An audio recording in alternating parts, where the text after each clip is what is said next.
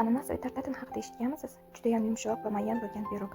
Chet elliklar buni faqatgina bayramlarda pishirishar ekan. Afsonaviy esa har kuni bayram kelasiga olib ketaman.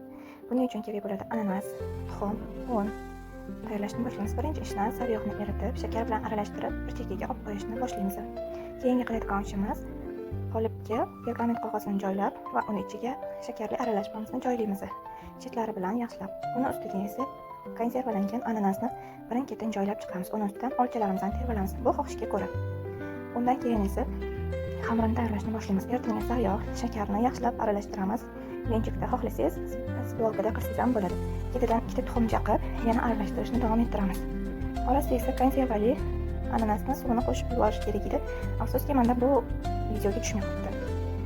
Uni ketidan un solamiz. Yetarlicha va shu holga kelganda tayyor bo'ladi. Tayyor ananasni ustiga xamirini solib, chetlarini tekislab, duxovkaga 45 daqiqaga yuboramiz. Orada tekshirib qo'yamiz. Sekin ishlayotganidan xabardor bo'lib, shishi bilan olib, sovitib, idishga solamiz. Qaranglar, buni juda ham shirin, mayin. Men buni massasini ekrandan sizga yetkazib bera olmayman. Lekin hech bo'lmaganda bir marta bo'lsa ham tayyorlab ko'ring. Biz oilamiz bilan bitta o'tirishda yeb qo'ydik. Qarang, juda ham yumshoq. Tayyorlab ko'rishni unutmang. Bo'lmanga obuna bo'ling.